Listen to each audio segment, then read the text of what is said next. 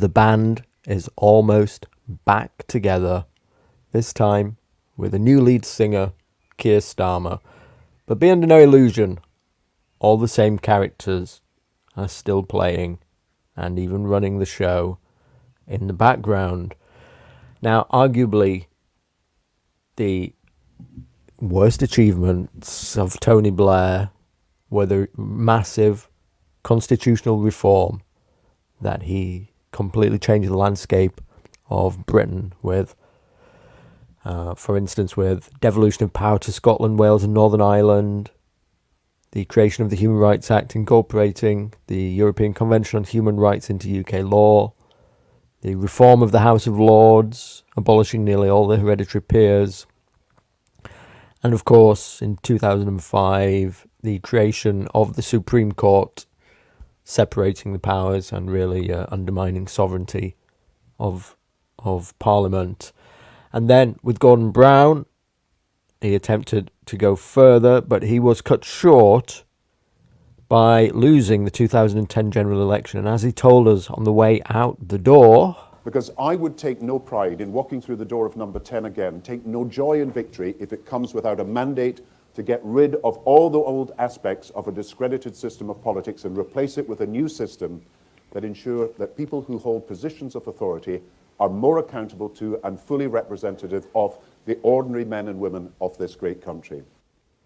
Well, it sounds wonderful, doesn't it, when they use New Labour speak like that, but it really means a reversal of the words that they use. If New Labour invented an execution chamber, then it would probably be called the Life Releasing Centre or something. But guess who's back, drawing up the massive constitutional changes that Labour, that new Labour, will enact in their first term? Well, it's Gordon Brown is back. And between 2020 and 2022, he drew up what was the Brown Commission, and it came up with this document, A New Britain, Renewing Our Democracy and Rebuilding Our Economy, a report of the Commission on the UK's future. And I'd show you the report, but it's just a dense text of New Labour speak. I'll link it in the description.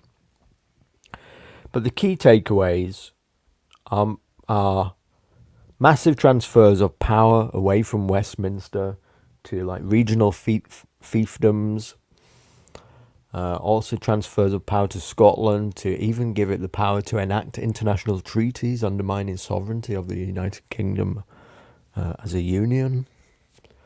And even a complete abolishment of the House of Lords. I mean, I was quite surprised looking back upon this period, just how blatant they are about the extent to what they're going to change the fabric of the country.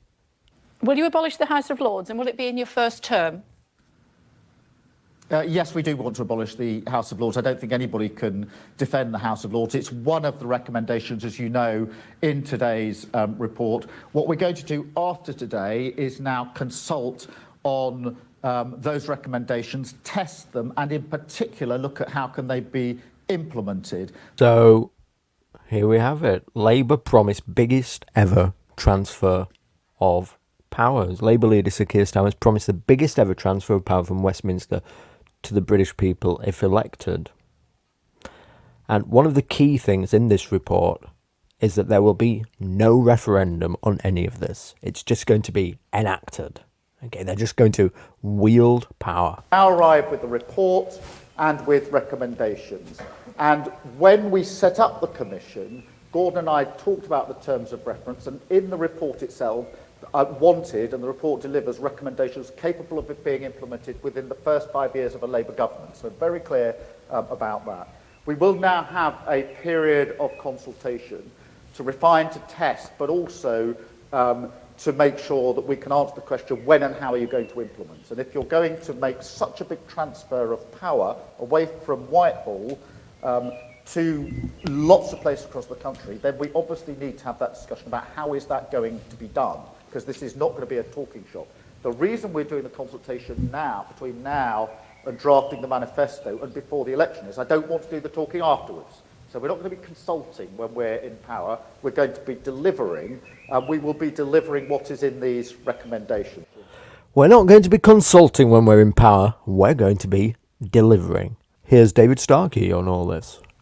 Brown is responsible for the worst features of the old New Labour settlement. In other words, what he's intending to do with the New Labour settlement is to entrench and make irreversible the changes of the 1990s and the early 2000s. In other words, effectively to eradicate our traditions of parliamentary government. That is what it really amounts to. What Gordon Brown is doing is proposing to dig down on all of these areas of malfunction. He will simply create more malfunctioning instruments at vastly, vastly greater cost. Why? Why has there been a doubling of the number of highly paid civil servants? Because you're constantly creating new instruments of government. And if you feel that one instrument of government isn't working, you don't reform it, you create another one.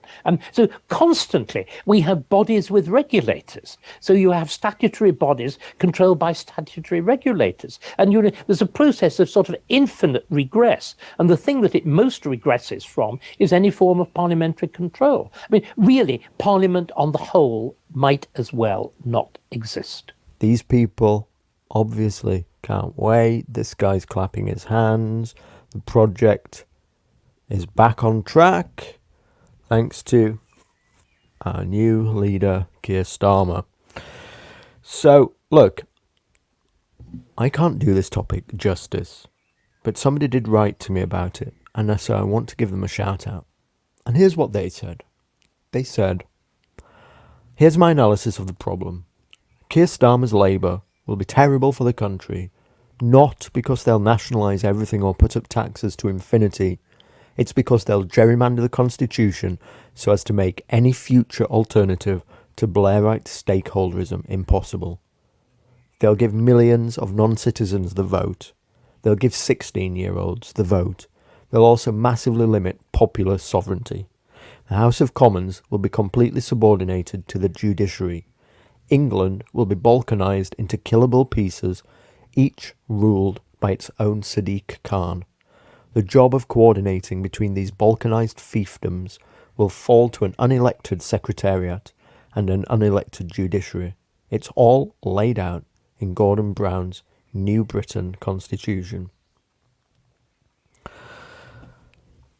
So, this is the big danger of allowing Labour to come into power at this time. And of course, this is what I'm concerned about, that once the Labour Party get a grip of power this time, that they're not going to let it go, they're going to entrench themselves, and they're going to transform the country beyond all recognition again, just like they did in the brief time that they got into power last time. The project is almost back on, and I feel that the Pied Piper of the dissident right is convincing you all, like a bunch of turkeys, to vote for Christmas, really is leading you off the edge of a cliff here. And I know many of you disagree with that, but that's just how it is. Thanks for watching my videos, I appreciate you.